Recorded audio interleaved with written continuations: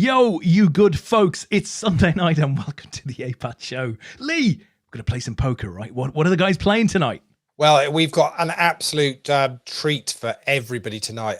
First of all, for the fact that my voice is going, so I may not make it through the show, which is for those regulars, they're probably thinking, oh, please let it happen.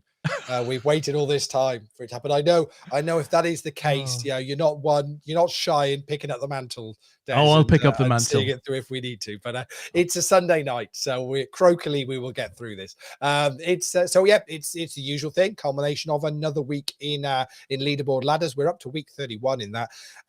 Usual names at the top this week. Mr. Tony Ross is going into the Sunday comfortably top on the leaderboard with 5 cashes so far this week.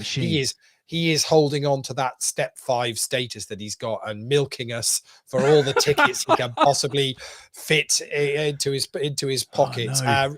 Richard Rudding Smith is second. He had a quiet week last week, so he dropped from step 5 down to step 4 last week, but looking to get back up to step 5 this week, which I think is pretty much nailed on. He's had 3 cashes already.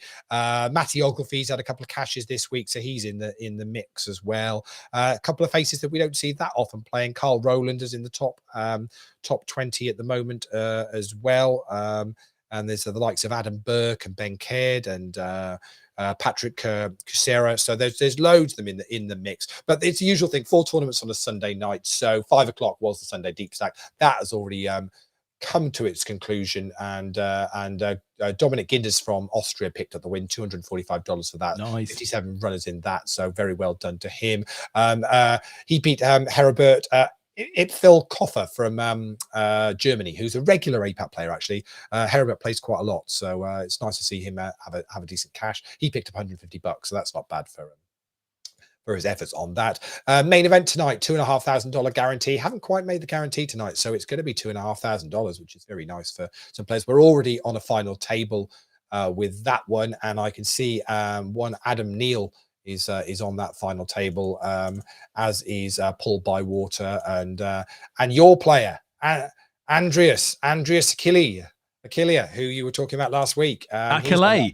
Yeah, it could be Achille. Achille could well be. He's on that final table as well, as is Stefan Reisenberger, who's another regular player from Austria as well. So good luck to them. PLO is also on its final table. 7 of those left. We're paying top 5 in that. And Steve Sapford is on that final table. Sofia Fernandez from Argentina. Again, Sofia, another regular player on APAT, especially in the in the non-Hold'em games. Tend to see her a lot playing that, as is Pontus Dahlgren from Sweden.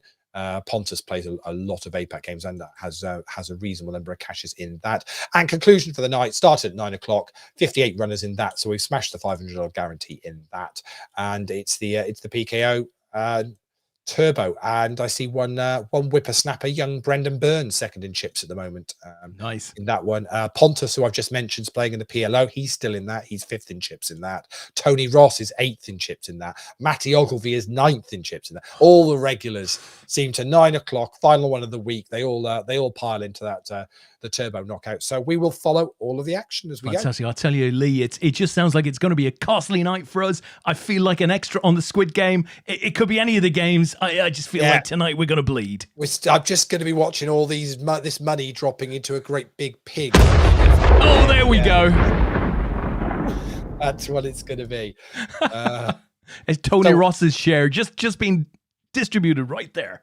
Yeah, absolutely. And just as I've just literally looked over at the final table of the No Limit Hold'em, and Chris Neal has just doubled up through Andreas, ace jack against ace queen, and it flopped 2 jacks. First 2 cards out were a couple of jacks to leave Andreas in a bit of a spot. So I think he is now probably he's short stacked down with the same sort of chips as Adam Neal's got as well on this final table. Now, but it's blinds are 8,000, 16,000. So yeah, even Adam and Andres there, they still got 100k. So they've got a few blinds to dabble around with. How's your week been, Mr. Duffy? Has it been a good one? It's been quiet. Quiet. Not a lot happened. It went reasonably quickly, I think. But yeah, I don't think I've got too much to sort of say this week. Football-wise, a little bit boring, I would say, with the internationals. Albeit Ireland won an away game, which is just Scored akin some goals. to... Yeah, got a few goals in the Yeah, back we of the got net. 3. We could have probably had 6 or 7, and our opponents, Azerbaijan, could have had 3 or 4. As it was one of those types of games. But I have to say, I don't. You know, I'm not there on the old international football these days. So bring back the old Premier League quick as you can, please. Thank you. Yeah, well, so we got another lot of midweek games, and then we're back to it, aren't we? I think back. I think next Saturday, Liverpool, and we have Rob Needham on next next Saturday evening. We're going to do some Saturday night. Yeah, we're doing some interesting things with Rob next Saturday evening. Yeah, we've got the final one of the Steve Ash trilogy. That's right. It comes out on Friday. Yeah. So available for ebook download from Friday, and yeah, we're doing a kind of a similar thing to what we did previously, a little book launch thing on a Saturday night. Really looking forward to that, actually. Yeah, this is where I bluff, and I think it's going to be a big old finish to the series. Really looking forward to that. But that Saturday evening, Saturday morning, Liverpool go to Watford. Right, never an easy place for us to go to. Rob, a big Watford fan, as you know. So could be a lively show on Saturday. We're not going to launch the book if Watford win the game, right? That's all that I'm saying. It's fair enough. That doesn't seem an unreasonable thing to do. Yeah, no, absolutely. Yeah. I see Tony Ross is watching. So Tony, your check's in the post, my friend. Yeah, it is kind of getting that way, actually. I've actually held off last week's tickets, and I'll put them together with this week's one and just send them out. I try and just keep the admin down for the party guys sometimes if I can, because they've got enough on their plate as it is without me bombarding them with ticket requests all the time. So I sometimes just try and consolidate them up. So Tony's got a fair few heading his way. I'm not sure whether he can use them at the mini golf at Ilfracombe, but if he can, he's got enough tickets to get around that course a fair few times. So that's the way to spend them. I think he should take your Jen out for a day of mini golf in Ilfracombe. Should be quite happy with that. A really competitive game of mini golf. That's what I want to see. Adam Neal is in chat as well. He's saying, spin please, lads. Hope you've both been keeping well. Well, we know you've been keeping well. I've seen some of the videos and pictures of Adam doing his thing at some of the festivals in late summer. So we need to find out about more. We need to get Adam on the show, right? We need to get an update on all of that. Yeah, we need to get Adam back on, definitely. And I know he's still doing his streaming and everything else as well. And I follow him on the socials. Yeah. So he's very much keeping the poker flame burning at the moment. So it's all good. Listen, Tony, who I like to call Tony Cashman Ross, is in chat as well, and he's saying, "Evening all, not on Twitch anymore." Well, I assume he's asking us that. Well, funnily enough, technically, I've been checking this, Lee, in the background, because I'm capable of talking while checking technical things in the background. We're not actually up on Twitch at the moment, and do you know why? I think data breach.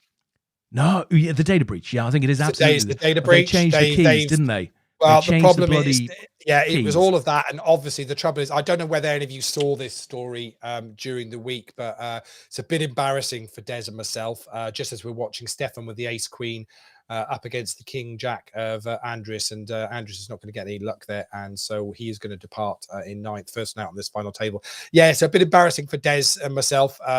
Twitch, for Twitch, basically there's a big data breach during the week, and it revealed all of the earnings of the top, just the top guys on Twitch, which obviously for Des and I, it's a bit embarrassing. It's very embarrassing. What we would like to state is that we don't just earn our income from Twitch; we earn a hell of a lot more money than that. Yeah, absolutely. Don't you worry about it. Don't you worry about it. Yeah. We have money coming from all over. I mean, this video will earn for us on YouTube. And what was the other one? Facebook. Yeah, it's on Facebook. If you knew the revenues from Des's OnlyFans account, it's incredible. I got to take stuff off for that, Lee.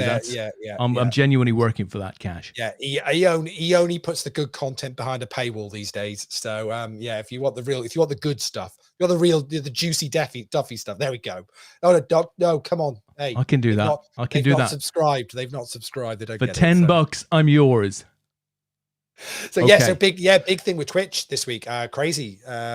I don't think it was the numbers were anything which was people wouldn't have kind of expected for the really big earners, but it was fascinating to see some of them well in the millions over a period of a couple of years, which is It's incredible to think that that never used to be a thing, did it? That wasn't a career, or it wasn't a revenue stream for people to be sat doing, streaming, playing games and chatting and building a community, and people could do that now. I think it's fantastic that people have got the ability to do that now. It's incredible. Yeah. Well, when I was a young lad, with the Christian Brothers, it was only that slow child at the back who was told that he was going to be a Twitcher for the rest of his life. None of the rest of us knew that was a thing that could earn millions. Definitely not. It's fascinating, but I think a lot of the information got pulled down quite quickly, but not before you captured it all, Lee, right? Because I know you've captured a bit of it. We got it all. We got a slice of that. We're going to sell that. If I'm honest, we were just gutted that generally we weren't on the list. I mean, it was quite disappointing, really. It was It was a very, very, very long list, and we weren't on it. Yeah, you thought, how can that not be a thing? But unfortunately, it wasn't. Just goes to show these things are out there, and if they're available, some people do that, and I guess it's part and parcel of being in the public eye. It's no different than, I suppose, the BBC revealing the salaries of all their top earners that are paid for. Okay, it's slightly different. It's public broadcasting, but it's arguably it's a thing. It's because you get the guys that are on Twitch and they're subscribe to my channel and help support the channel. Ultimately what they're doing is funding that that host in on the back of advertising or subscription money. So it's basically you're paying their income. But that's great if you want to support that channel because they're doing something you enjoy watching and you're happy to pay a couple of dollars a month to subscribe to it. Then good to you. I mean, I monthly give to Wikipedia. Always have done. That's impressive. It's a free service, and but it's a free service that actually has running costs, and I tend to use it quite a bit for things. So I feel it's the right thing to do, to give a couple of £1 a month to help support that. Absolutely, if you can afford a few quid, do I use the things that give you value. I use Jen's card. I mean, it's fine, so don't worry about it. Yeah, it's like. Listen, Peter Wigglesworth is out there. We're going to talk about Peter Wigglesworth because he's been playing a bit recently. He's had a chunk of success. So, you drop us a line, Peter. Let us know how you're getting on. Dan is out there as well. Dan Houston. Is Dez's OnlyFans still running? It is, absolutely. 12 years going now. Obviously, I'm having to put new pictures up every now and again. I don't like to use the one from 12 years ago. It's a bit, it's misleading, I find. And I don't like to mislead for anything less than a tenner. No, to be fair, you should always be doing exactly what it says on the tin. Really, and 12 years ago, that wouldn't. That tin was very different. No. Very different. I've developed all sorts of new stretch marks since then, and I like to show that stuff off. Anyway, Lee, listen. So we've teased the guys by saying a ton of earnings data was made available, and within 3 minutes of it being made available, I was delighted to receive a WhatsApp from you, sort of huskily stating, "Have you seen this shit?" And I had a quick look, and I thought, "Oh, that's interesting." And then you said to me, "I bet that gets taken down quickly." And I thought, "Oh no, that's just some website. That's just some website with their trolling data." Gone the following day. It was gone. It was gone within hours. So can we, now having teased the guys, can we share any of the insight? Can you name any names? Name any figures? I mean, it depends whether anybody knows any of the big players on Twitch. I guess that's the difficult thing. I mean, from a poker point of view, it was quite fascinating to see that Matt Staples earns more than Jamie Staples, which was a fascinating. Give us numbers. Come on. I think Lex was one of the top earners. So it was over a 2-year period, and I think Lex was down there at about a quarter of a $1 million. 2 years. Over a 2-year period. Yeah, that's just what, like advertising revenue off of the back of streaming. It'll be whatever Twitch pay him, which will be a combination of subscriptions, advertising money. So it's a number of different percentages that becomes to what Twitch effectively pay their streamers. But put that into comparison with somebody like so there's a guy called Trainwrecks TV that's a gaming streamer. He also streams slots and a lot of things. He can do some big long streams, sort of 20-30 hour streams. He was up somewhere around the 2.5 million mark over that period of time. Yeah. And there's another guy that called Greek God X, who has been doing some more IRL streaming lately. I think I mentioned it to you. He's over in Greece at the moment, and he's a friend of all of these guys, some of the slots guys as well. But he was on there with 500,000. in the space of 2 years. And I've never seen him stream anything other than just him walking around an island in Greece. So yeah, fascinating. But that's the sort of levels that we can talk about. But the poker guys, I think Lex was pretty much the top poker earner, but Matt Staples certainly earned more than Jamie Staples. Yeah, fascinating to see. And even some of the guys. So there's a female gaming streamer called Wolfabelle, UK streamer, and she's yeah, she was kind of, I think she was six figures, which is over a 2-year period, which is it's great. I think it's fantastic that they can do that and are able to earn on the back of it. And just probably a bit embarrassing for the platform that these sorts of numbers come out, because there's also been a lot of some of the big Twitch streamers have moved over to YouTube in recent times with big kind of payday contracts to do that. And of course, once the likes of YouTube know how much some of these streamers are earning, and it's very easy to then move the followings over. But as we've said on here before,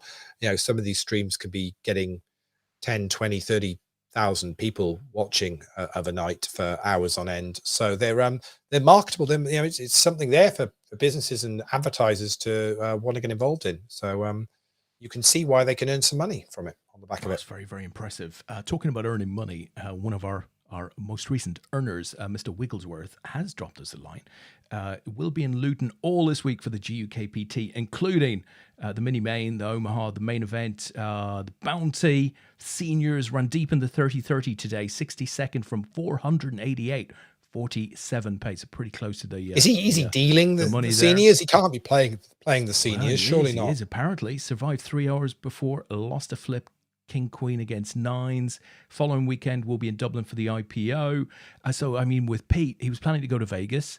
Of course, the whole COVID thing made it just really difficult to plan. And while he might have met it in the end, in reality, 3 to 4 to 5, 6 weeks ago, nobody quite knew. Yes, but nobody does now. I mean, the latest thing is, I know a couple of friends of the show were going to try and squeeze a week in Vegas, sort of second week in November. But the latest is that Biden's still not made a decision on this, and there's talk that it might get stretched out as late as potentially after Thanksgiving. So that could be the 25th of November. That's the end of the main event for everyone. And there's already some people that had booked a flight with Virgin for the 3rd of November that have now been told that's cancelled.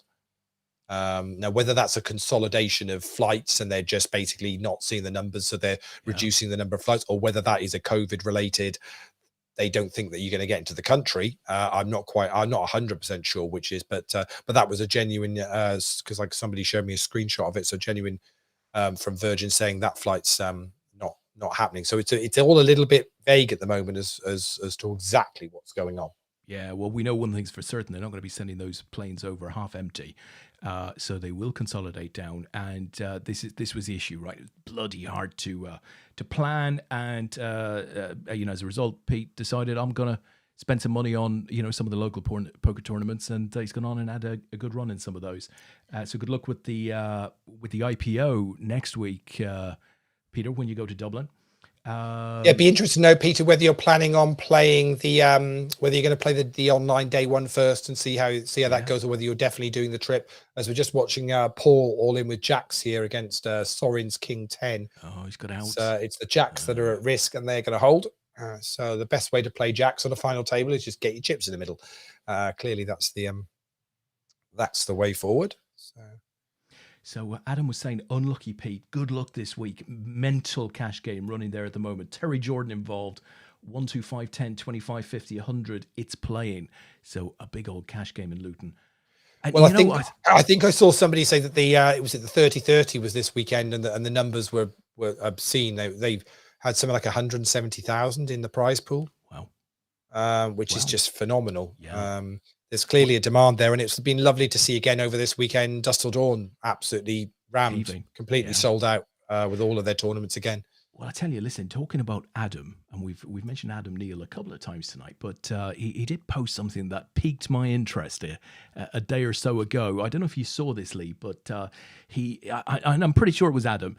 He put up a post sort of saying, it's a wonder anybody, that nobody in the UK is doing cash game streaming.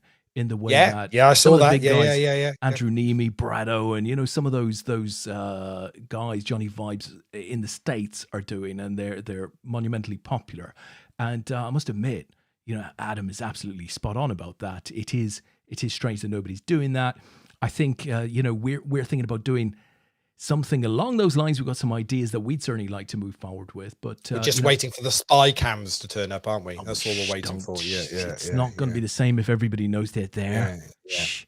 But yeah, if you do know of anyone, Adam, who has read your post and is thinking, oh yeah, I'd love to do that, but I can't get my head around the tech, or I wouldn't have an audience or any of that sort of stuff, let us know, because we could be really interested in teaming up. What's happening is basically Des has got this idea that he's going to get 9 people around a poker table and then secretly film them, and you will vote off who you want, and he will. And when we say eliminate, he will eliminate them. I mean, yeah, it will. It's no nonsense. We're calling it the APAT game. Yeah. It's we feel it's got legs. It'll be fine. Yeah. Not that tentacles. All the players will have at the end. Yeah, by the end of it. But, so Pete said, was good to meet Danny Strange and Eddie Niasco this weekend in the flesh. So I didn't know the boys had an OnlyFans. Obviously, they came together. Can I say that? Nice. Yeah. So they teamed up. Eddie and Danny. It's nice. So in the flesh. Wow. Ooh. I mean, it's quite impressive. Yeah. I'm sure it'll have a following somewhere. I mean, it's well, people are getting out and about, aren't they? Which is a good thing. We know what you mean, Pete. We know what you mean. I'm saving that £5 for Wikipedia, though. That's all that I'm saying. I'm not spending £5 over there.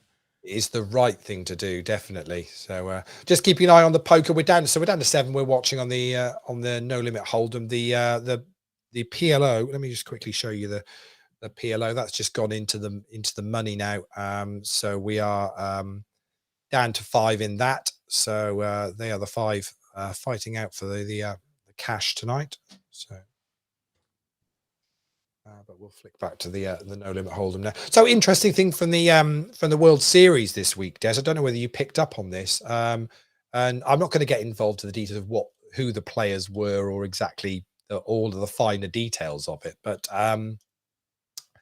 poker Twitter went a little bit crazy over somebody posting up a story about a pro player registering for the Kelly Minkin. You're going to name names. I was going to keep names out of the let's story. Do it. Let's do it. So registered for the Six Max World Series. Sat down. It was a late reg table. There were a couple of people sat at the table. Was sat there for a little while, waiting for it to all kick off. And whether somebody on a table next to her or on the same table, who she has had some history with and wasn't happy with and owed her some money or whatever. And so she asked the dealer, am I able to, unregister and re-register? To which they said, yes, she could. And so she was allowed to do that. And then a couple of hours later, she registered back in, sat down somewhere else and played her tournament. I don't have any problem with her in doing this, whether it's genuinely an angle shoot from her or whatever. Is kind of, it doesn't really bother me one way or the other, whether she's got beef with the player from the past, whatever. But actually, the fact that they've allowed that to happen suggests that you could have a situation where you register for a tour and you sit down and go, oh, I don't like the looks of this table, and you make an excuse to go, actually, can I because whatever. And that doesn't feel right to me. That's allowed to happen. And that potentially could be manipulated somewhere down the line by a player that maybe isn't as genuine as Kelly was about the whole situation. We've got to take it at face value that genuinely that was there was a reason for it. What was your take on it? Well, first of all, absolutely no issues naming Kelly, because Kelly immediately responded and said, that was me, by the way. That was me. I did that, and this is why. So there's certainly no confidentiality as to who the player was. In that particular example, I'd 100% give her the benefit of the doubt. However, it doesn't work. What happened there does not work, because once you set the precedent, who's to judge, on the floor as to whether somebody saying, oh, I've got a real beef or a real issue with that person there.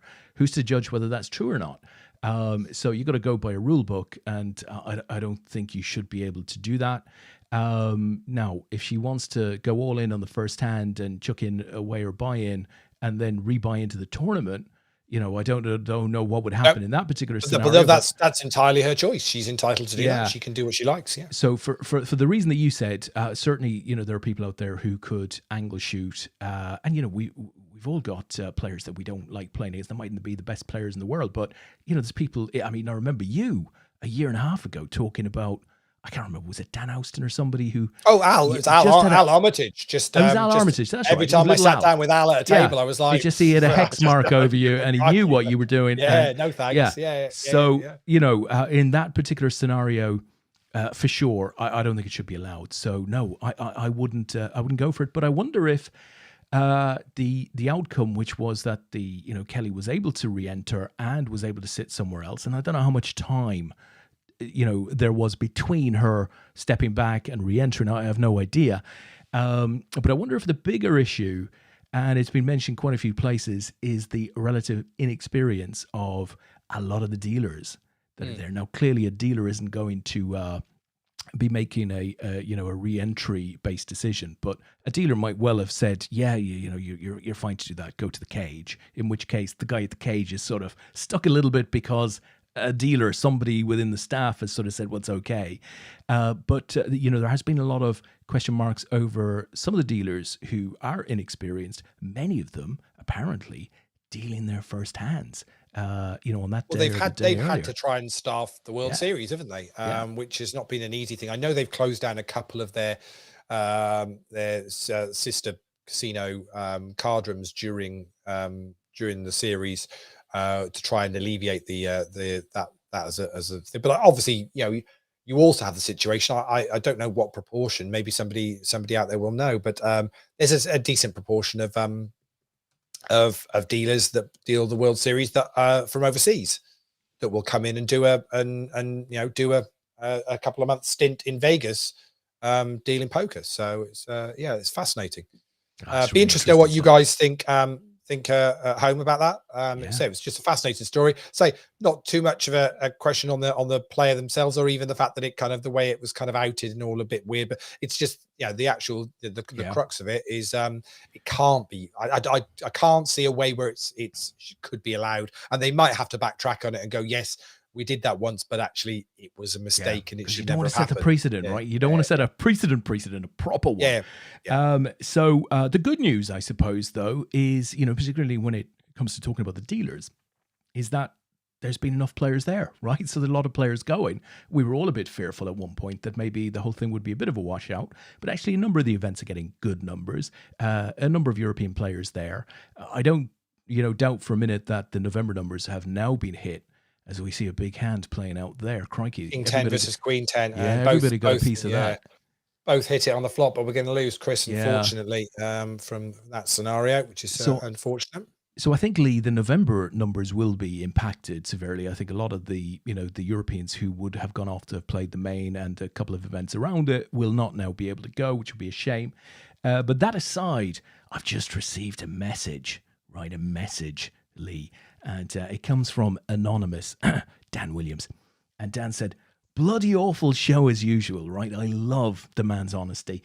Then he goes on, he gives me a little bit of a heads up. He said, there is, in fact, a UK vlogger called Sam Clark who is making good content at the moment. So, I haven't seen Sam's channel or content or anything like that. But if you guys are into cash content creators or content creators generally in poker, give Sam a look. And I would imagine it'll either be, Sam will either be on Twitch or YouTube.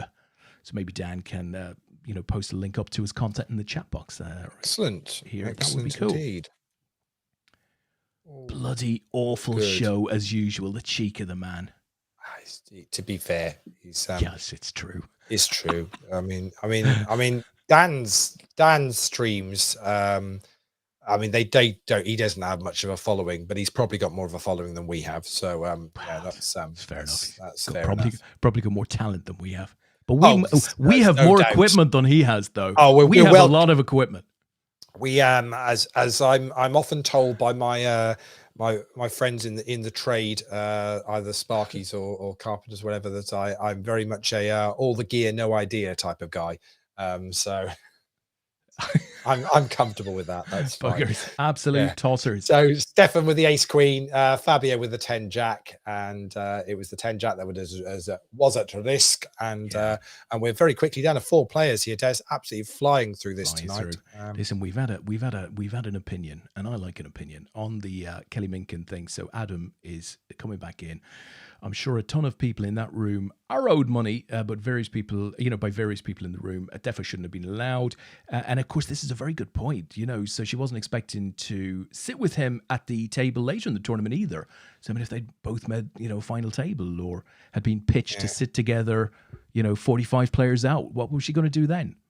So here's my one of my pet hates in the poker industry with because I think she used the phrase "stole money from me," and it always amazes me with poker players. There's this kind of this understanding of the difference between if someone steals money from you, they've taken money again, from you without you knowing, or against your will, or whatever it is. But with poker players, when they say a stolen money from it, what that actually means, I mean, 99.9% of the time is you've lent the money and they've not paid it back to you. Yeah. And there is a clear distinction between the two of money being taken from you against your will and you giving money to somebody who's then decided not to give it back technically, to you. at a point, they become one and the same thing, right? At the point when you finish sort of shouting at them, "I want my cash back," then it becomes but it always allows me. It's just the phrase of they stole money from me, and it's like, well, you lent them money, and they've not turned out to be what you thought they were going to be, or whatever you agreed, hasn't worked its way through. Yeah, it's not quite the same thing, but ultimately, yes, it's the same end game. But for anybody that's not in the poker world, they would see that and go, what do they do? Put a gun to your head and empty your wallet, or what? It's like, well, no, actually, I lent them some money to buy into a tournament, and then they did a runner. Not quite the same thing. This is true. So have you seen any of the results from the World Series of Poker League? You watched any of it? No, haven't really. I saw Ari Engel had a picking bracelet, and love to see that. We had him on the Orbit, one of the early shows, and that was great fun, just watching Ace Queen versus Ace 5, and Nikolai's going to get a much needed double up through our chip leader there in Pedro, so we're down to 3. So and obviously the likes, the big names are actually seem to be having reasonable runs, but they are playing pretty much every tournament. So it'll be interesting if we can get either John or Carl on the show in the next couple of weeks, just to kind of to get an update on where we think we are with the fantasy league and all of that, to get their view on. I think when we had John on, we spoke about how can you not have a Negreanu in your and a Helmuth in your team. I mean, if you're picking 10 players, how do you not pick these guys? Because they're pretty much playing everything. And there seem to be a number of those players that are doing that are, names that I've not even recognized, all of a sudden are being, this is their 5th bracelet. And you're like, what? Wow. Where did that happen? But it's interesting. We'll be really, I am genuinely fascinated as to what sort of numbers the main event is going to get. That will be really interesting to see. If 7,500 is an incredible turnout, which it is in any year, where do you think the line will be this year? Well, I'd have said somewhere down near the 5 mark, but 5 would be respectable. I don't think that it might go to 3 or I have a feeling there's clearly, looking at the numbers so far, there's clearly bankroll and money to play these tournaments, and I would imagine I think the Americans will pile in. They're not going to get a better year to have a deep run, because you are missing a lot of good quality players that won't be playing the main event this year. So this is if you wanted to have if you were an American and wanted to have a stab at the main event, this is the year to do it. This is the year to do it. 100%. This is the year to do it. So, but they will miss the large international sort of recreational player base. I mean, that must bring a lot of players across. And I don't know what's happening with the likes of GG Poker in terms of satellites. I mean, you can't really be satelliting people in from I presume that's just all stopped. I saw Jason Kuhn picked up a bracelet, but I was more interested in the fact that there was a story going on about having a go. I think it might have been Norman Chad that was having a go at him because he'd complained about the rail on one of the other final tables close to him whilst he was trying to. He was playing his final table, was telling him just to pack it in and carry on. Yeah, get on with it, kind of thing. It was quite entertaining. Who or what the hell was going on with the bloke in the umbrella? Oh, in the actual, I'm not quite sure. No idea. No idea. It was some weird stuff going down, but very, very strange. But it's weird watching it from afar, and it does feel a little bit different. I was really pleased for our own Robbie Straczynski with his festival that he ran out in Vegas in the past week. Got some cracking numbers for that. And can you believe he's giving away a $30,000 PokerStars Platinum pass to some recreational unknown player at PokerStars that loves his mixed games, and once again, who goes and wins it? Des Fosselman. Yeah, Greg Raymer. Goes and picks that up, but good publicity for Robbie as well, though. Doesn't do him any harm. Great winner. Fosselman is a great winner. Yeah, and it looks like Robbie put a lot of effort into the mixed game festival over there at the Westgate, and it seems to it was sold out and couldn't get a seat in the cash games or anything. So that's incredibly nice to see it. And as APAT, we love that kind of stuff, don't we? Oh yeah. Absolutely. And that's, I think, the other reason why Fosselman was a good winner, because he plays a lot on the Heartland Poker Tour. He plays a lot of the smaller buy-in events, and he really does support that sort of rec player experience. So he was a great winner on many, many levels. But I've left Robbie alone. I haven't sent him any messages because I know he's been up to his eyeballs in this thing in Vegas. I'm not sure when he's back. When is he back? Do we know? I have no idea. I mean, I'm assuming he's coming back at some point. Yeah, we need him back soon. We need to start making more bloody content. Yeah, we're looking forward to his focus back on a few orbits, because we're going to have plenty to talk about. That's for sure. That is for sure. Double up for Stefan there with Ace King. So this afternoon, Jen and I watched a 2-part thing on Amazon Prime from 2011 called Ice, which was a bit of a kind of a global catastrophe environmental thing, which was quite fun. It felt like it was a similar thing to The Day After Tomorrow. Okay. But based in something happening up in Greenland, and basically that created a weather phenomenon that basically turned the UK into, and everyone had to evacuate from the UK. And it got me thinking, if you had to evacuate everybody from the UK in you had 48, so something was going to happen. If I said now, but bang, something's going to happen in 48 hours time, everybody's got to get out of the UK. Yeah. What percentage of the population do you think would actually get out or leave the shores in time? Less than 1%. Hours. Less than 1%. Do you reckon 1%? Jen put it about 10%. Would get away? I don't see how 10% would get away. How would you get away? I mean, well, yeah. I mean, say it's the VIPs would get away. You know, I don't know. It's not necessarily that there wouldn't be capacity to get 10% away. There might be capacity. I doubt it, though. That's a lot of capacity required.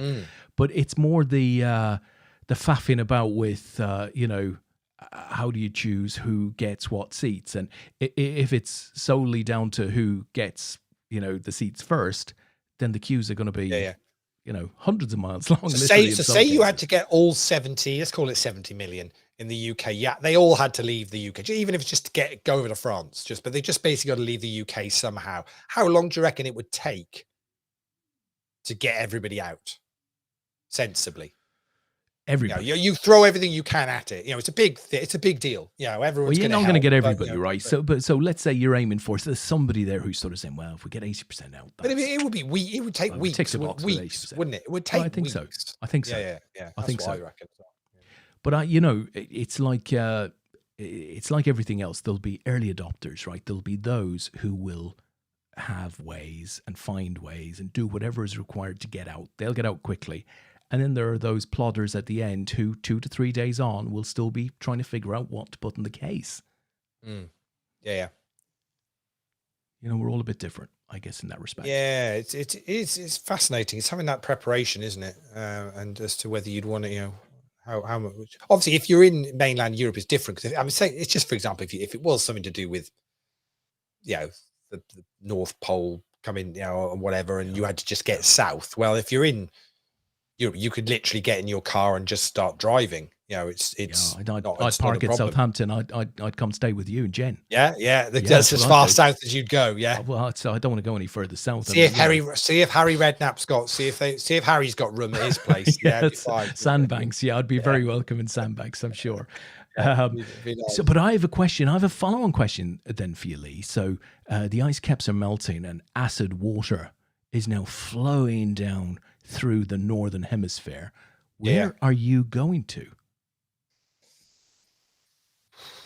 Ooh, you got what ultimate choice? You can choose wherever you want. Well, you're obviously going to head somewhere, and you're probably going to have to go via somewhere, and that might be part of your thinking. But ultimately, what is your if I knew trip? if I was looking for a permanent location to move to that couldn't be, I'd be New Zealand every day of the week. Yeah, sorry, you're not getting into New Zealand. Yeah, that's the problem. No, sorry, you're not coming to New Zealand. So where are you going to now? Can't get to New Zealand. That's very unfortunate, to say the least. Yeah. Try somewhere else. Come on, keep going. What? Australia? No. Not getting into Australia either. Getting into Australia? No. Yeah. Would you go? I wouldn't want to go. Probably would be thinking, well, maybe. How far south do we need to go? Well, let's say the further south you can go beyond the equator, probably the less negative impact the acid water will have. I'd probably go Argentina then, I think. No, you can't get in there. You probably could. You probably could, but they'll want to know on entry whether you're prepared to work in the fields. Yeah, probably. Yeah, that's fair enough. Are you up for that? If necessary. I mean, although I see we were chatting about this while I was watching this program, and I'm saying, well, I'm not sure how much of a survival instinct I've necessarily got. At the end of the day, if apocalypse is coming, I can. I'm not really bothered. I don't feel like my life. I don't need to be saving my life. I can see that because you gave up on New Zealand very, very quickly. You immediately took what I said as word. You didn't think, well, feck it, I'm going to Indonesia or somewhere. I'm going to, get a small fishing vessel and make my way across the sea to New Zealand. And I'm just gonna get on that bit of land and do what I have to do. You'd get as far as you could and then see where you're at, wouldn't you? So your first jump is as far as you can possibly, sensibly get, and then work out what your plan is after that. Difficulty is with anything, it's what do you take with, if you literally had to leave everything, it's like, what have you got, liquidity? I mean, with all these things, it's it's an interesting one of how you then live, isn't it? It's like, you, and I can't, obviously we're all thinking about it now with everything that's going on with the fuel and all that nonsense and gas prices going up, and you do have this kind of thing going, well, crikey, you become reliant on a lot of these things, and you're better off having a wind turbine and solar panels on the roof and be self-sufficient and all this kind of thing, to try and manage things off and take yourself off the grid. I don't so we all become very reliant on a lot of services in our lives these days, and when they're all of a sudden not there for a reason, or the prices go up, we all have a little moan, but we still all just go, well, we still need them. I'll tell you what, it's a massively interesting little topic of conversation. We haven't discussed anything like this since we started streaming. And it's a really interesting one because for the first time ever, maybe, I feel like I've been put on that little raft that we hear so much about, because, you have to think, where would I go to? Where would I be welcomed? What would I do? What would I bring? And if you did have this 48-hour window, so i.e. you've got no time to really think about it, you'd leave home with a lot of questions, wouldn't you? And when you say, what would you bring? To me, it's not about, some people might think when you hear that statement, think you're referring to, well, what stuff would you put in a bag? I wouldn't actually be looking at that, because I'd be thinking, well, what am I going to bring in the way of skills. You want to go, you're also having to relocate to another country. You're having to go and move whatever. So what are you going to bring to the future? What have you got? What have you got in your locker that's going to actually be of value No, I hear to you, somebody? but Yeah, it's crazy. I hear you, but whatever you've got today, I mean, we can't change that overnight, right? It's whatever No, you're no, going to bring. But yeah. the pure practicalities of you can fill one suitcase because, frankly, however you're going to go isn't going to be like business class on No, Virgin it Atlantic. literally would be what do you want to grab in your house? It's one thing, right? So For, you might think, well, for a shit, bag, stick in a you know, bag. the first, Yeah. you might think, shit, I've got to bring my computer, right? I've got to be connected. I've got to bring my computer. And then you think, well, I've got to bring cables. I'm going to have the right adapters. And suddenly, actually, when it comes down to it, what the hell are you going to plug your computer into? What Wi-Fi are you going to have access to in this place that you're going to where you might not have, finance or whatever? It's, what are you going to bring? You It's, take, it's, what, it's so a you take difficult you question. take your mobile phone. You do, yeah. Well, it's okay. Are you You gonna bring? you would take your mobile phone, obviously, Are you because going to bring your favorite photo album because you might never see those photos again? it's quite crazy, isn't it? Yeah, when you start breaking down, and you're effectively leaving everything else behind. Yeah. Wow. Which probably is if you if you added, who was the guy that sold everything and bet it all on red or black? Oh, yeah. Do you remember that? Ashley Revell. That's the chap. Yeah. But literally he did, well, obviously it was a bit of a PR stunt, but ultimately he did sell up everything that he owned. Liquidated everything into cash and then chucked it all on red or black. The ultimate kind of supposedly 50-50 gamble. Obviously in his case it was always going to be a winner, but yeah, it's that thing. We accumulate so much stuff with a value on it, which is more than a financial value to us. It's got means. We're watching 8s versus 3s, and Nikolai's going to be no good. Unfortunately, the 8 on the river for Pedro wasn't needed, but it just it finished him off completely. And we are heads up now, Pedro versus Stefan. So we'll see how this one plays out. As Stefan says, good game, good luck. So, yeah, but it is interesting. Yeah, what would you grab? What would you stick in a bag and say, right, I've got to go. Then, of course, you could, you could imagine that wherever you do land, it's not going to be as comfortable as you are today. Almost certainly, no matter where you are today, and the question then maybe 2-3 months down the line, you might be asking yourself is, well, what do I miss? What have I taken for granted that I really, really miss now? What would I love to have the opportunity to go back and do again? And here we go. This was going to be. Oh, I thought it was going to be all over, but it wasn't actually. It's the Jack Deuce 2 pair for Stefan, and he's now taking the chip lead. They're certainly going at this, so this could be quite over quite quickly. But it's even having the skills to be able to, to live off the land, or to be able to, it's like when you sit and watch The Walking Dead. And the skills that they have to use, in the fact that there's no infrastructure there anymore, so you're pretty much scavenging and redoing. And I do think at times, well, okay, I can do a bit of this and a bit of that, but actually, I suppose you would turn your hand to stuff if you needed to. Yeah, you'd find a way to do it. But we've all become quite comfortable in the fact that it's everything's there and everything's done. I do think though we are massively agile. Now, some people might struggle with change. They might struggle like going from A to B, doing things differently. A lot of people do. But eventually, once they get it in their head that you've got to go in that direction, actually, I think people are pretty good at changing and, doing what needs to be done. I think we've been doing it for a long time now, so it must be in the DNA somewhere. But yeah, you'd hope so, wouldn't you? But it is interesting when you put that shoe on the other foot and you start to ask yourself, where would I go through? And, would they welcome me and stuff like that? And of course, it's no real difference than any of the asylum seekers that for a long time now that have been, trying to get into the UK and needing to get into the UK. That's exactly the point, isn't it? For somewhere to live. That's it's exactly exactly that situation, isn't it? Really? So I know that wasn't your point in bringing it up, but that's the first thing that sort of comes to mind. You're suddenly in their shoes. Yeah, and going, well, okay, if that was me, if that was happening to me, and of course, I suppose the worst thing is, I mean, I'm always embarrassed by this. Is the language thing, because if you were saying, well, where would you go to? I'm kind of, one of my first thoughts is well, I'll probably try and pick a country where they speak English.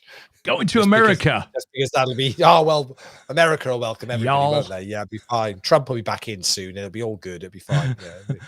Yeah, they're definitely keeping you out, Lee. Yeah, I would imagine so. Yeah, you're not going to get beyond the wall for sure. He never built the bloody wall. Honestly, it's like the 350 million on the side of the bus didn't exist. Yeah. Don't tell me you were fooled by it all. The irony is we haven't got the diesel to keep the bus going now. No, exactly. Yeah. Although things are opening up. Well, they say things are opening up. Our little straw poll of petrol stations from Ilfracombe and back last weekend suggested different. But and Jen said this week every petrol station she drove past on, I think it was Wednesday, they were queuing for fuel. So it's still not good. I'm not convinced it's quite as the headlines are suggesting, but if anybody out there knows any different, if anybody's having good fuel experiences at the moment, let us know in the chat. Would love to. But it'll be okay, because we'll be moving on to the next, big thing, which is all of a sudden we don't have enough people to slaughter pigs now. That's listen, before we get on to that was okay a couple of weeks ago, but now it's a big deal. So listen, before we get on to the pig slaughter, and to be honest, I'm invested in that, so I think that's going to be really interesting. Frank and Brendan, it's like they're a pair out there. They came up with a good conversation piece on the previous topic. Frank says, would you take your partner? Well, I'd certainly take Sean. I mean, I would certainly take Sean, because she'd probably kill me if I didn't at least try to take her. But Brendan piped up and said, would Bernie take you, Frank? And Frank said, no chance, Brendan. No chance. Quite right. Love the boys. Love the boys. It's a fascinating one. I know for a fact, Jen would be, well, we can't leave without the dogs. That would be a no-brainer. Wow. That 100%. Oh, Ace Queen versus Queen Jack, and was that? And yes, it was. Stefan winning that one as well. So he's got nearly a 3-1 chip lead here now. But somebody's going to say to you at the port, sorry, you can't bring the effing dogs. Let them loose there, or don't get on the boat. What are you doing? What are you doing? It's like, it's putting us into a really, really uncomfortable place. I'm probably not getting on the boat. The acid rain is coming, though. So be it. It's going to burn you. It's going to burn you. You can't all die, can you? I told you, I don't have much of a survival instinct. I'm not bothered. If that's meant to be, that's meant to be. Yeah, I don't need to save my life particularly for anything special. So that's a good place to be. I mean, it's not great, but it's a not genuinely not worried, comfortable within yourself. Yeah, Jeff, if that's when it's supposed to be, that's when it's supposed to be. There's Ace-8 versus King Jack, and Pedro's hit a Jack, and he's going to get a double up, and on we'll go. Pretty much even stacks now. So listen, if you're staying behind with the dogs, any chance I could get you a ticket for Sean? Yeah, no, not a problem. I thought you were going to say, could I have the kids?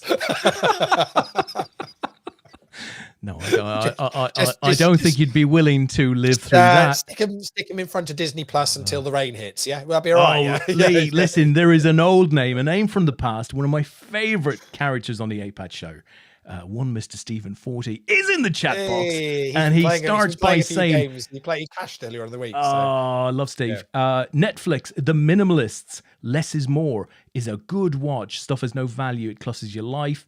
I would try to get to Florence, Italy, and see the amazing artworks, or the Falkland Islands, then look after the penguins. Well, you see, there you go. See, I assume the acid rain is going to get to Florence in Italy, and the Italians won't want you coming in, Stephen, because you're just going to take up space and food and all of that stuff. And frankly, they're trying to get south. I don't think this would be a holiday. I mean, the Falkland Islands probably a good call, but Lee, you made a very good point. How's your Spanish? Yeah, that's it. That is the only problem. I'm sure they speak English on the Falkland Islands, I have to say, but generally Argentina, how's your Spanish, You would have no option but to very quickly start learning the languages. We're just 5 to the hour, so players on a break, for just in case you're wondering why the message is up. Oh, this is a good conversation. Kev O'Hanlon has joined us as well, so we have a good quora in there, Lee. Yeah, it is an interesting one. It is kind of that. Yeah. So what would you do if that was it? Yeah.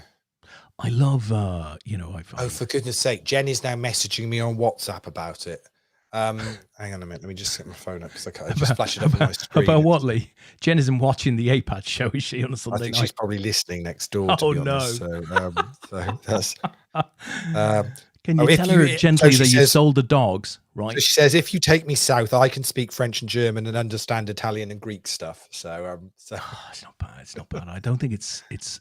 I've told just her, ask her. She probably didn't hear me. She's going to be there. I'm staying with the dogs. I've already said that's what I'm doing. Ask her how she feels about Syria or the Sudan.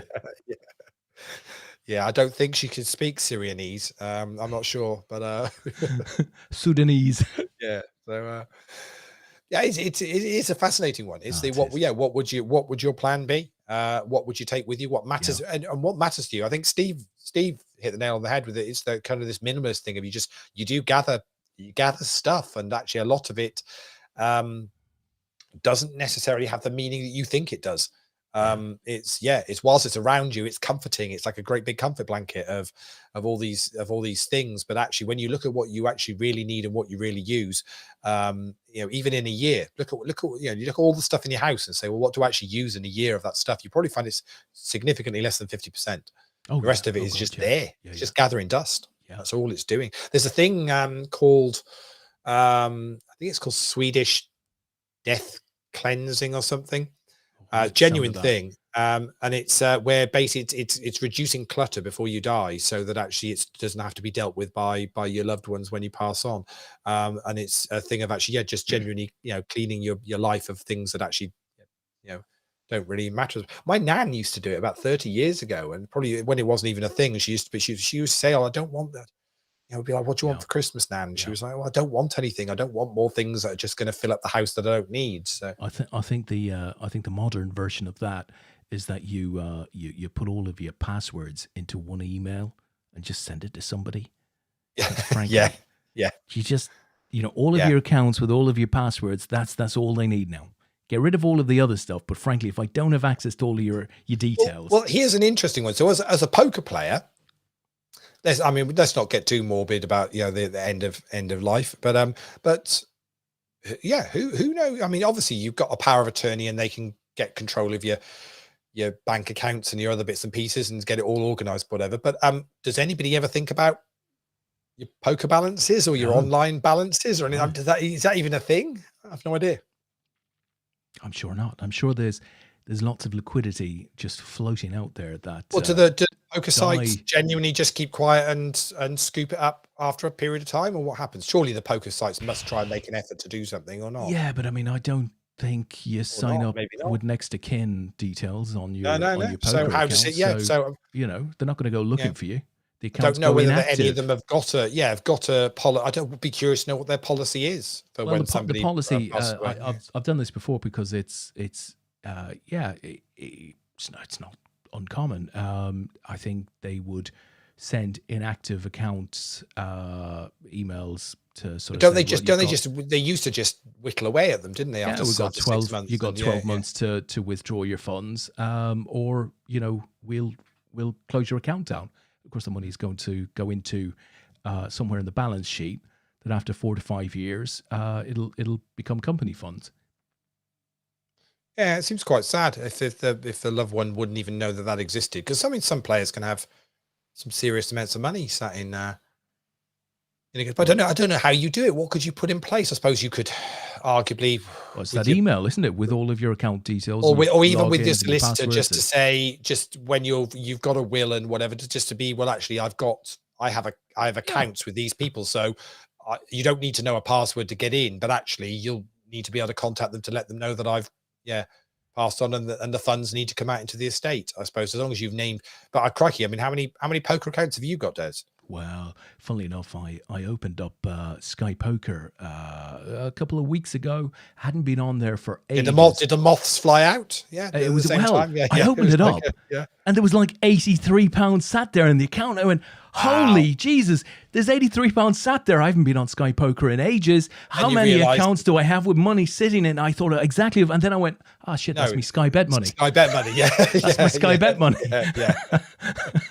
So not too many. I wouldn't have too many problems in that front, I have to say. I saw, talking about Sky, I see they're back. The Sky Poker Tour is Yes, back. They're doing yes. Manchester either the end of November or beginning of Yeah, December, I think it is. So I nice saw to see that. those guys back doing that. I Absolutely. presume is TK still involved? Yeah, I mean, I assume so. Yeah, Haven't been no, in it's nice to touch see for a them back while. doing. Always a good fun tour to get involved in. That's for sure. So we're back from the break, and the guys are back at it. Stefan and Pedro here.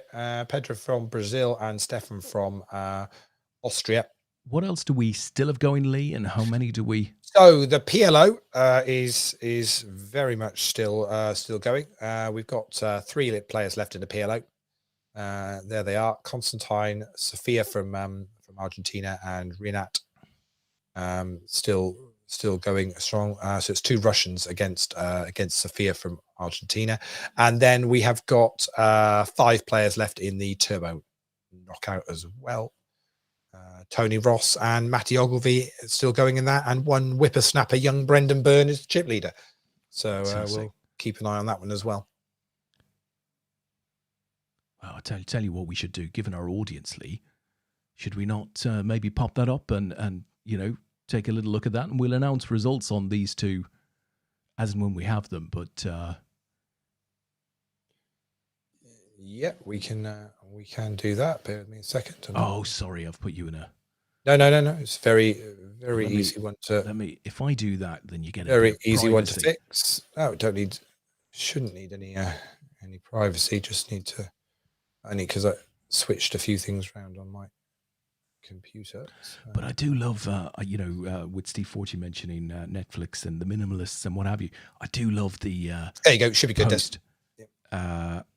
As the no limit hold'em just comes to a conclusion, actually, and Pedro has scooped the win there. Nice job, Pedro Khaled from Brazil. So very well done to him. Okay, so we've got a fruity little table here. Yeah, so we're 3 left in the PLO now, and this is the only other one we've got going. So with Brendan, Matty, Tony, and then Scott Hannah as well. Scott's from Canada, and Malte Hennings, is from Germany. So nice mix.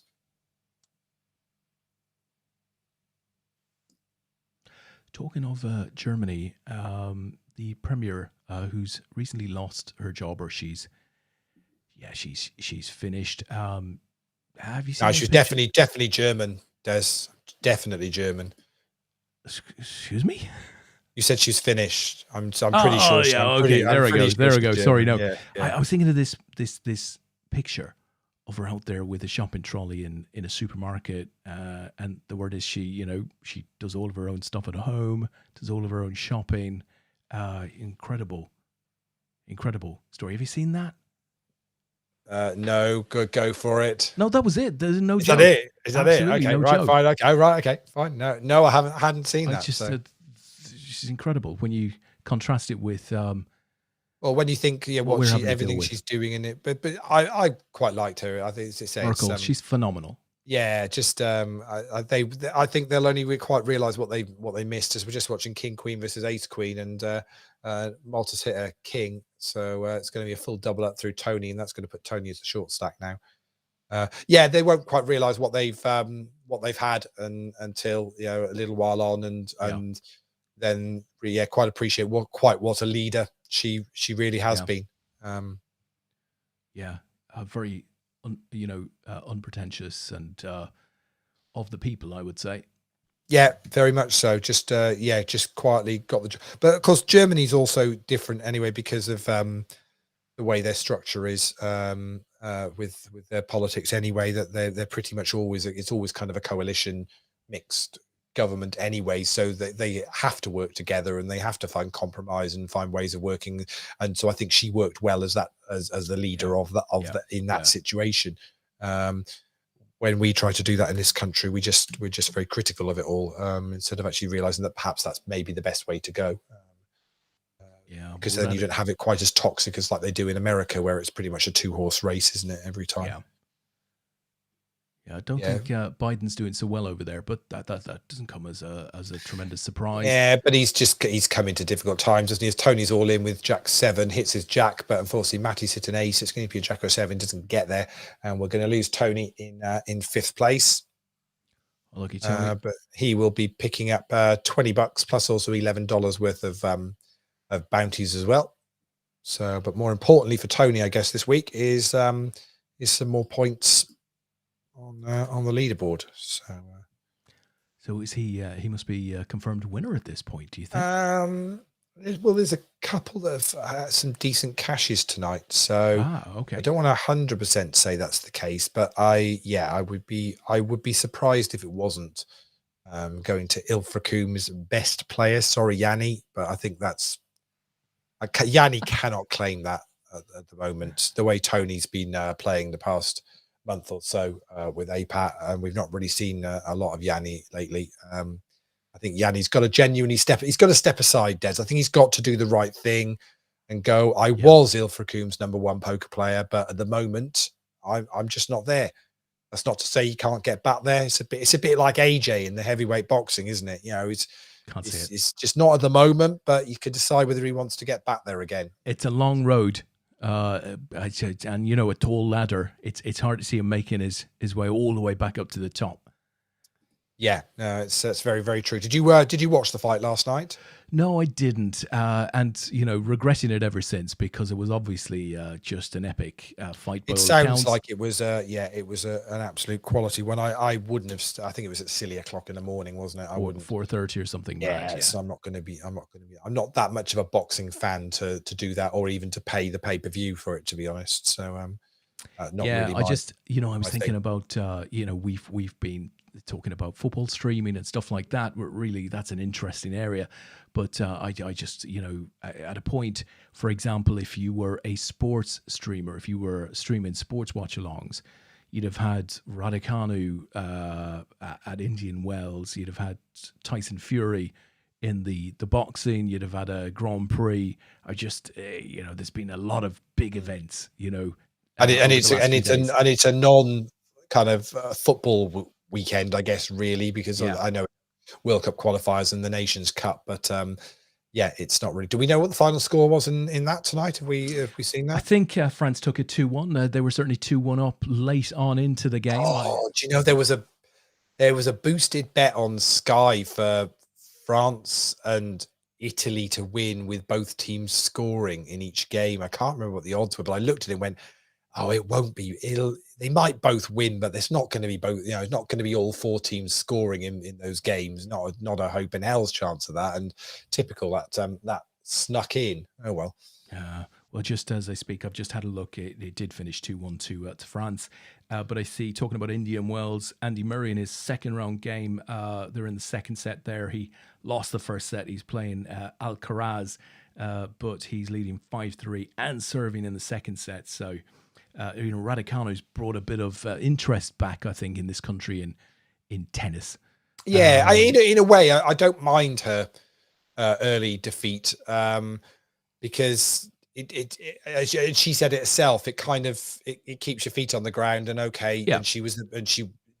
opponent was the better player on the day, and that's fine. And she's had an absolute proper whirlwind, and she's going to have an amazing career, and it would be. As we always do in this country, we kind of waiting for people to slip up. And sometimes I think, well, when it's early, it's better to be that and just absolutely no problems with that. Not an issue. Yeah, she's also between coaches, and they're obviously wanting. Yeah, she got rid of a coach very quick after the US Open. In fairness, this was the guy that coached her when she was like 12 or 13. He doesn't have the experience to bring her to the top.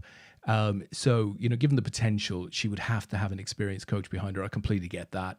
And I think an experienced coach, is going to introduce a whole new layer of discipline there.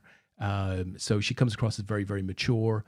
But yeah, like you, Lee, wouldn't have an issue with the fact that she lost that game. Who won the Grand Prix, by the way? Epic Grand Prix won by Bottas. With Verstappen second, Hamilton back in fifth, I think, but it was ran pretty much in the rain or on a wettish track throughout. But because of the grip of the track and the fact that they were all on intermediates, there was no typical, wet drama, as it were. But interesting race. I mean, I think there's 6 races left in the series this year. I think it could go all the way, this one. It feels like it's going to be right down to the wire with it, yeah. Which is good. It's what you want, really. Absolutely. Interesting for the fans. So, and of course, the other bit of football news this week was a certain club. Oh yeah. Finally being, which came a little bit out of the blue, because they thought it was not going to happen till, or it wasn't going to go to arbitration until January, and then all of a sudden everything seemed to get sorted, and it's a done deal. I mean, it has significant implications for the lay of the land at the top of the English league. Not instantly, but I think, or potentially it does for prices of players, maybe straight away if they decide to just boom and spend some money. But certainly I think moving forward, they're going to have a plan to want to try and break into the top echelons of the league and get into the Champions League spots. And it's just another one in the mix, and there aren't enough spaces to go around. So it's going to be fascinating. Well, there's enough space. There's enough spaces. It just means there's more people, around the table. And I think there's a massive amount of excitement around it from a pure footballing point of view, because there are huge other ramifications around it. But if we stick to the footballing side, then exciting for Newcastle fans. I've always liked Newcastle fans. They're very passionate about their football. One team town, of course. So good for them. They deserve it. They've had a very bleak period since Keegan's exciting team of the mid-90s. But I mean, if you look at the money that United have spent, over $1 billion, for example, the last 7 or 8 years, without winning a league, it's not, you can spend the money, but you've got to get all of the constituent parts right. The players have to gel, the management has to gel. So there's no guarantee of success, but you're absolutely right, Lee. It will impact on. Yeah. Oh, I don't think success. I think as a Newcastle fan, I don't think anyone's going to be turning around and saying, right, we should be winning the league in the next 5 years, because you look how long it took Man City to get to that level. However, I think if they're not looking to be vying for a top 4 spot, a Champions League spot within a sort of a 3-year period, if they do go and spend. I mean, agree. Interestingly, there was a number of numbers have been banded around, but because obviously everyone straight away jumps in with, well, financial fair play, they won't be able to do this, they won't be able to do that. But actually, Mike Ashley was running the club at a profit. Yeah, he's got 190 million of bonds, haven't they? They've actually got and it's run over, I think, a 2 or 3 year period. So we've just got Ace Queen versus Ace 8 there for Brendan. So Matty wins that one. And obviously, so they've got a situation where they could go and blow.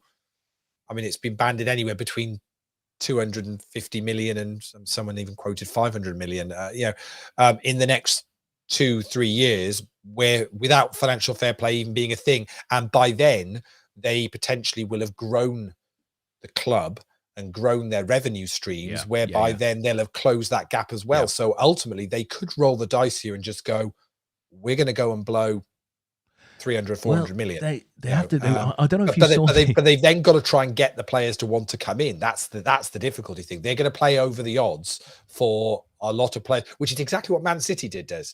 If you remember when the guys first came in, they were paying over the odds for players, and it took a while until you then got the quality of players coming in at the sensible prices for them, where they were, because City have never, until Grealish, they've never really paid top dollar. They've got a lot of players in the 40, 50, 60 million mark, but they've never paid absolute top dollar for a player until Grealish, really. Yeah.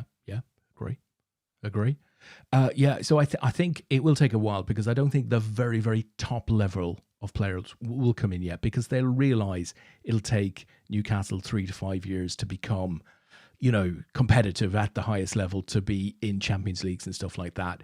So I don't think they'll immediately bring in the top players, but I think what they will do is they'll bring in a lot of good players, a lot of depth, and that will. We're going to in January we're going to sell them Jesse Lingard for 50 million, and we're giving them Phil Jones in that deal as That's well. part of the deal. Yeah. So you're not counting that as 25 million a piece, So no? yeah, well, dude, Jesse, you know what Jesse's like. He likes, Oh, he likes the big. But yeah, but it will be interesting to see whether I mean, obviously the talk is that Steve Bruce potentially in the next oh yeah. week could be Oh out the yeah. door.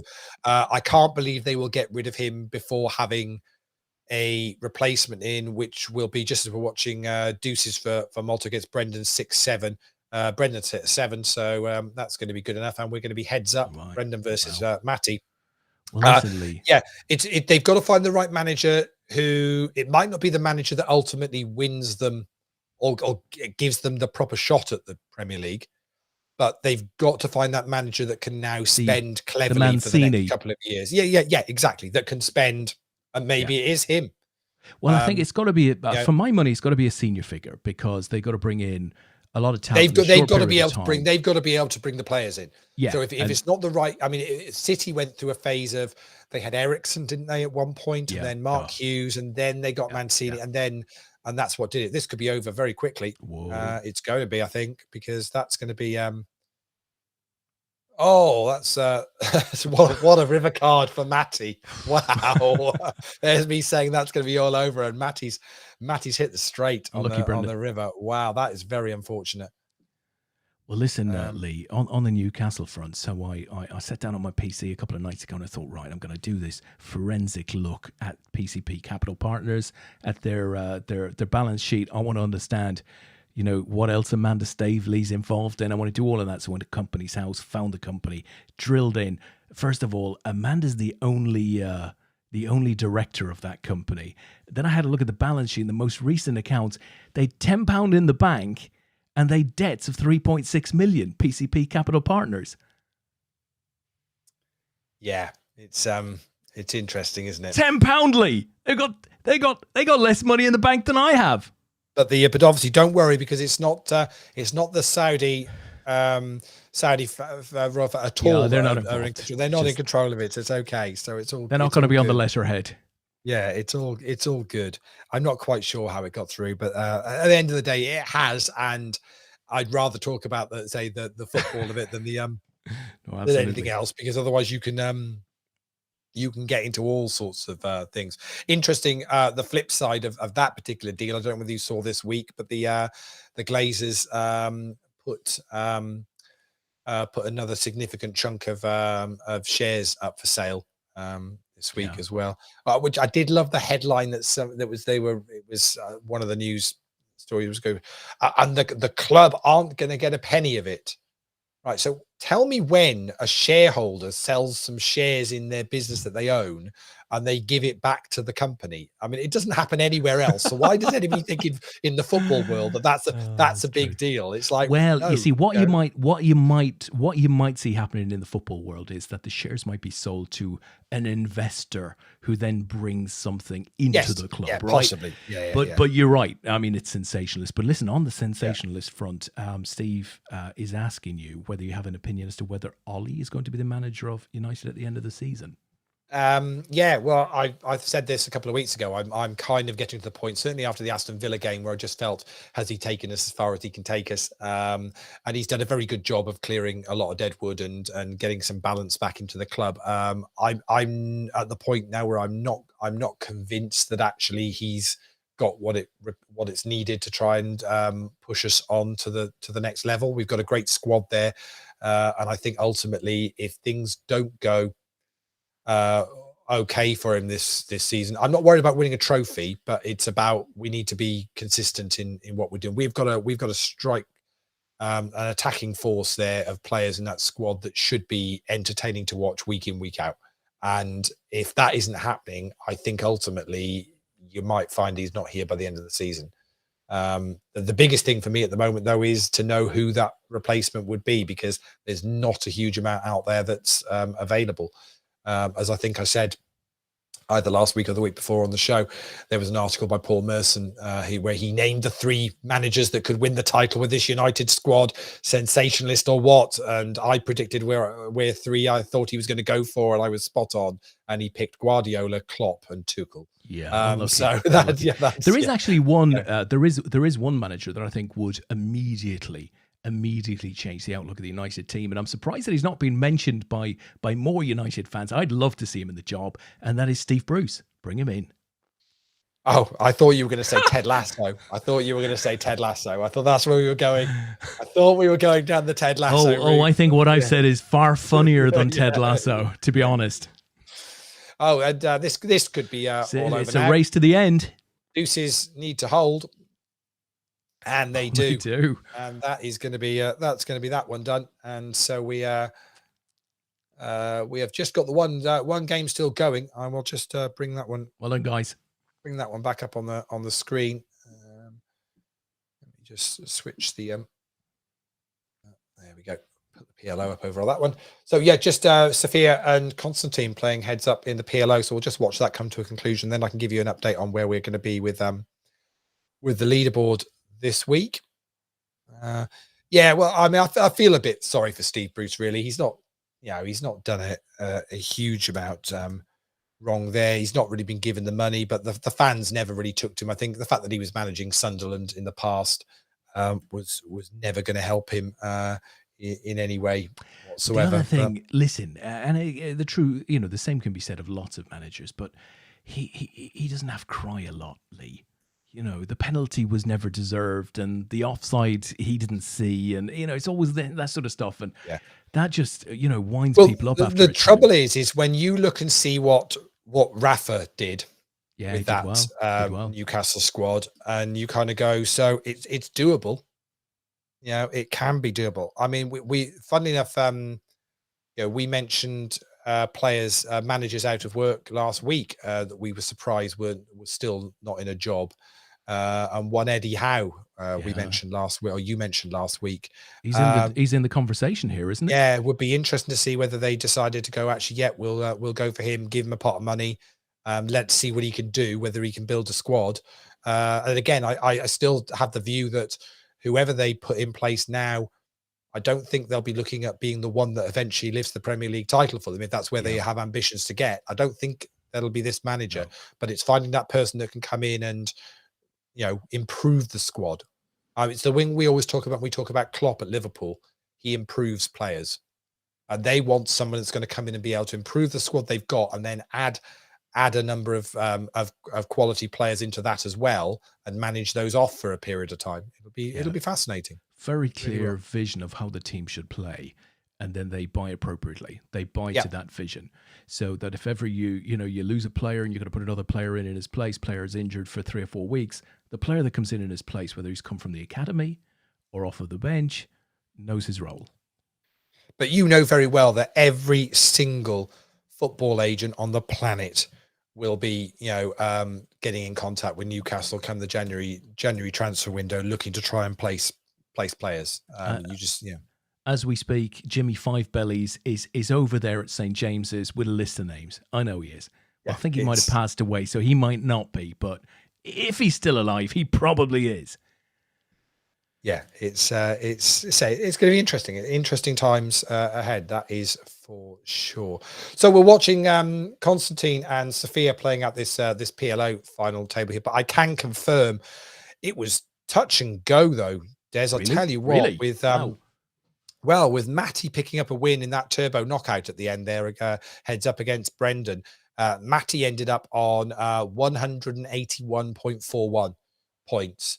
But Tony Ross is going to be top of the leaderboard with 183.86. So just 2 points. 2 points in it in the end for the week. So very well done to him. Richard Rudding Smith ends up in the top 5 as well, by the looks of it. Brendan stays in the top 20, so he'll pick up another ticket as well. So very well done to all you guys. So we'll just watch this one come to a conclusion. But that's going to be Tony doing, I want to say, back to back. Oh no, he wasn't back to back. So he won last week, so he's on back to back. So he's on 2 in a row, which is very, very impressive. And actually, it's the same top two as it was last week.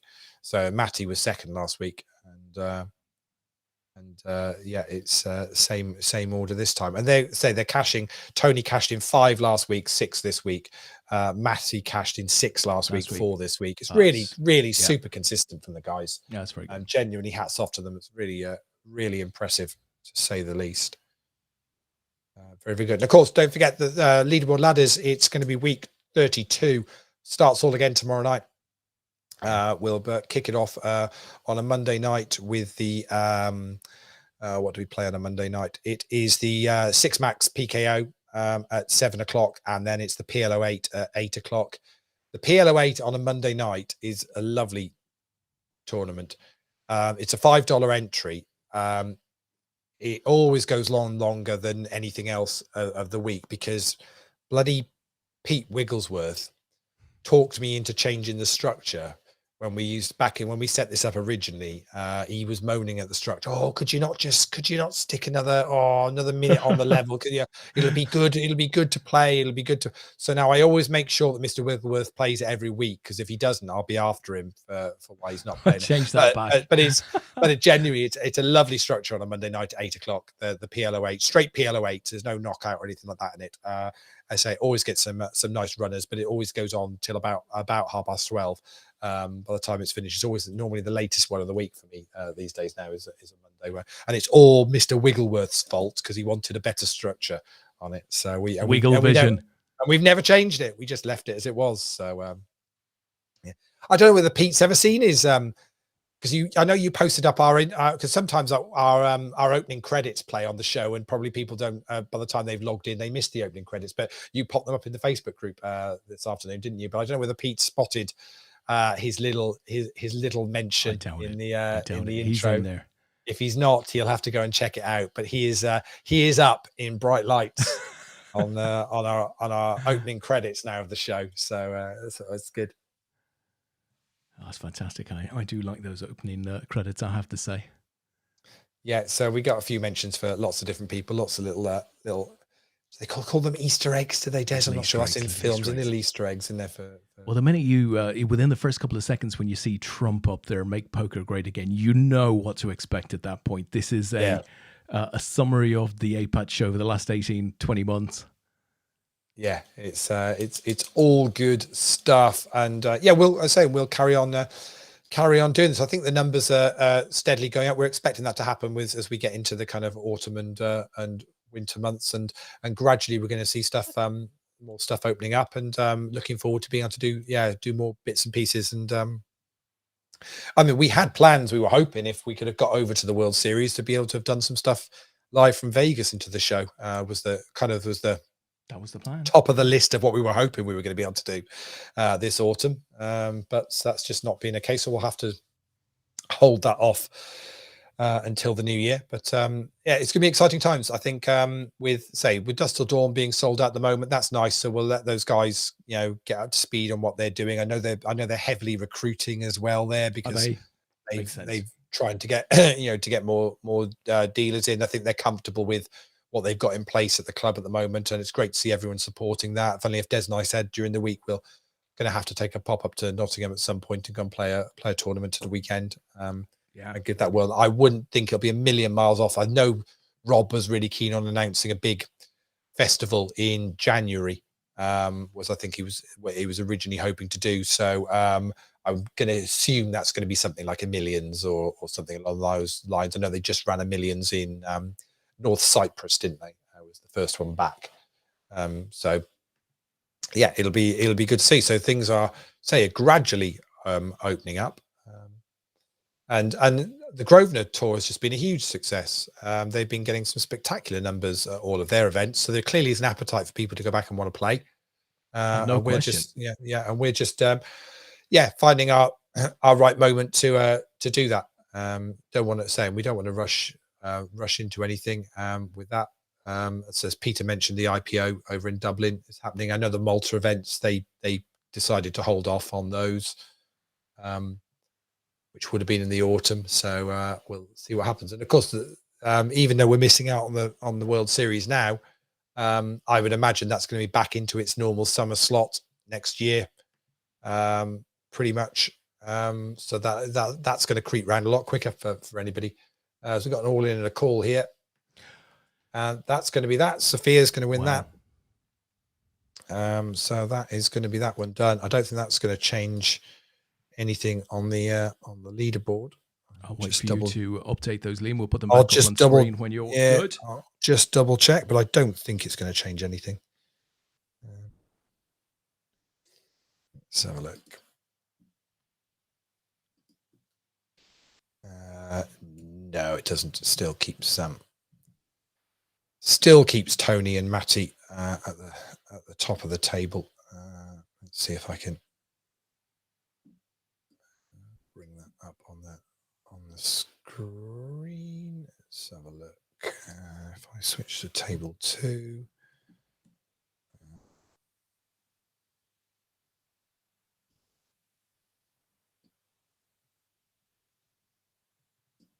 There you go. You should be able to see that up on the screen, just so you can see what's going on. Yeah. There you go. So Tony at the top, Matty in second, Pedro Khaled from Brazil with a couple of cashes this week, Rodders in fourth, and Dimitri Rusha from Belarus with only just the one cash.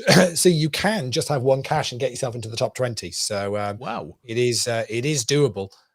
Most of the guys normally have multiple cashes, but if you win one of the tournaments, you know, it can be, if it's decent runners, it can be enough to get you in the top 20 and start moving up the steps. So there we go. We'll do it all again from tomorrow night. Fantastic. With my voice just about done. Thanks a bunch, Lee, for all of that, and well done to all of you guys who have won with us this week. Good luck to everybody taking part next week. As Lee said, the action starts tomorrow evening. Lee and I will be back on Saturday evening with Rob Needham's book launch, right? The third in the Steve Ash series. We'll pop a link and stuff up in the group for anyone that wants to join us on the Saturday night. I'm sure Rob is busy planning everything. but I know the last time round he did some giveaways and bits and pieces. So it's well worth tuning in on the Saturday night for a chat with Rob. And Rob, Des has said he's even going to have read the book by then to tell you what he thinks about it. Well, I'm gonna rewrite parts of it because I want it to be able to talk about a slightly different finish. I've just told Jen it's out on Friday. If she could read it by Saturday and let me know what I need to know, that'd be great. A very concise summary. That's what I need. That would be really good for me if you could, yeah. And then, of course, after that, we're back on Sunday night. So, listen, guys, have a great week, and we will see you on the weekend. Okay, night, everyone.